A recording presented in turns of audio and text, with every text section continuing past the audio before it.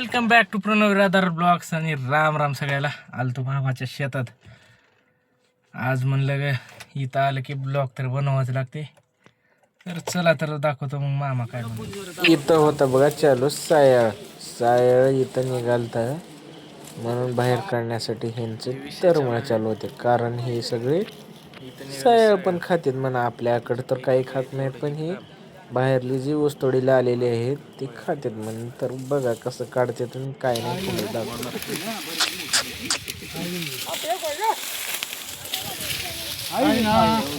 दुसरा आहे काढले तर हे खातात म्हणून त्याला खातात म्हणे हे त्याला. तुम्ही खाताव का? होय तुम्ही खाता? खाता सायळ? होय सायळ खातात का दादा? आदिवासी आहेत रे माणसं, त्याच्या मटेरियल चांगलं खाते. हां मग खायचं मस्त निवांत. होय बघू सांग त्याला काय आहे का नाही मग उद्या करायचं. तुझ्याकडे आहे गाडी घेतला असून काय बोंबऱ्या चाललाय. हां ओला आता काय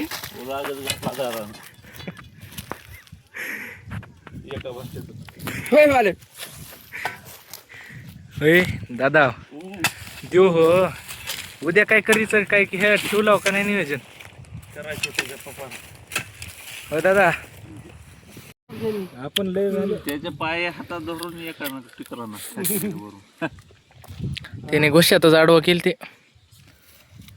नाली मधून वाट फोन करून बसतो गुस्तीने बसले मी. बकळ माती ओढली बर माती ओढली डेग लावली.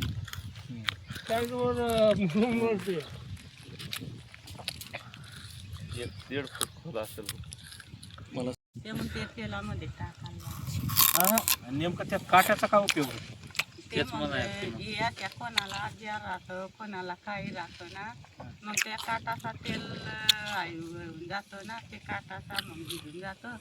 मग ज्याला ते मी टाकून बी म्हणतो तेल टाकीन खायचं, तो आजार आजार राहणार म्हणायचं ते. म्हणजे कोणताही आजार नाही ना. कोणता बी आजार राहिला तो आटून जातो. मग तेव्हा ते आम्ही त्या काढते म्हणजे नाही खाजर ते होते म्हणून मासे. नाही काही जणांना जे जुना आजार आहे का माशानं बाहेर निघते. जुना आजार म्हणजे कसं वांग्यावनी माताळ ते वाताळ राहते. आपल्या खायच्या तेलात टाकायचं. खायच्या तेलात टाकायचं. ते मग टाकी ठेवायचं, दळून जातो ना. किती दिवस ठेवायचं? कायम राहून देतो ना ते मध्ये. कायमचं ठेवायचं कॅन्डात म्हणायचे ना. तेलाच्या गोड तेलाच्या कॅन्डात ते कॅन्डमध्ये टाकलं तर त्याचा काही अंश आहे त्या तेलामध्ये उतरत असेल. झाड आहेत ती जडीबुटी, पाऊस पडतं तो ते यांना जास्त दवाखान्याचा खर्च नाही. आमचा बघत जपलं का लगेच बघत पाहिजे. जडीबुटी मागून घेतो, खाऊन घेतो. जास्ती दवाखाना नाही दवाखाना नाहीच. काही बी झालं की हे आयुर्वेदिकच औषध. ते कोण बघत इकडं आम्ही अशा कायमचा ऊस तोडायला लटकत. नाही आता किती दिवस राहतो इथं ऊस तोडाया? ते पडला का घरी जाणार. कळालं की फळ झालं घरी. एवढं झालं की झालं. शेवट झाला आता. आता पडला का मग माल काय मुकदम आहे ना संधू भाऊ, त्याची घर जाणार आणि त्याची घर ती मग आमची गावाला जाणार. तुमचं गाव कोणचं आहे? नाशिक जिल्हाच आहे आम्ही. हो सटाणा तालुका. गाव मूल्य मूल्य हे काय मांगी तुंगी असली नाशी आहे आमचा गाव. म्हणजे गुजरात बॉर्डर येते का तुमची? गुजरात बॉर्डर किती आहे तुमच्यापासून? ते कमी आहे तिथे. 5-10 किलोमीटर.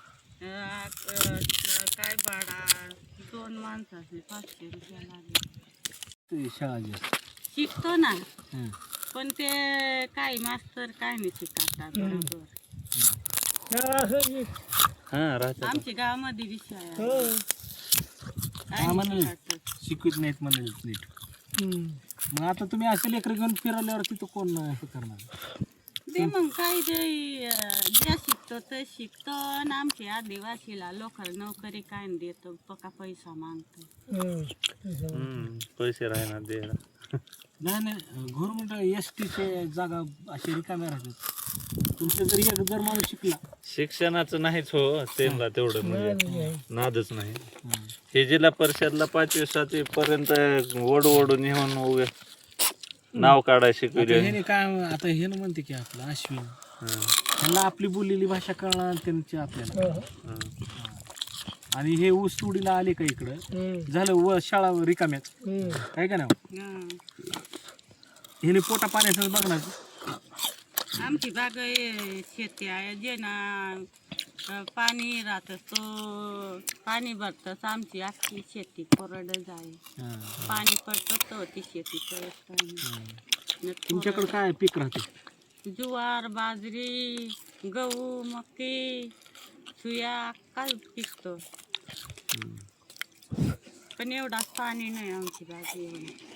त्यांना पावसावरच आहे हो म्हणजे जमिनी अशा आहेत का? अशाच आहेत पण पाणी नाही आमची बाग.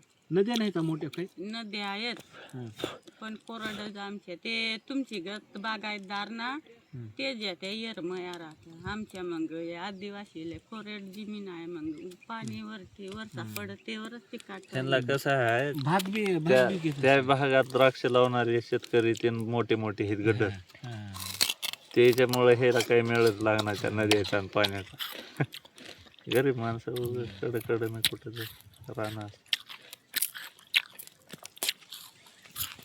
ते नातीची तब्येत कशी लय बिघडली होती ना तर माझा रेशन कार्ड दवाखान्यामध्ये होतं. हे साध्या बोळ्याचा फायदा घेते आहे का ना. हे पैसे घ्यायचं म्हणजे ह्यांना फुकट न देणं. शासनाचा असं जर असेल. आता शासनाची काय चुकी आहे?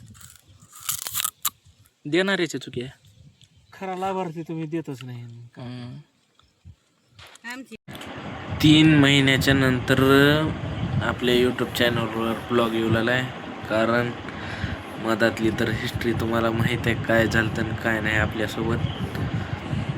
तर लवकरच आता आपण यूट्यूबवर पण येऊ. आपल्या इंस्टाग्रामवर तर मिनी ब्लॉग चालू आहेत. असेच व्हिडिओ पाहण्यासाठी आपल्या यूट्यूब चॅनलला लाईक शेअर सबस्क्राईब करून टाका.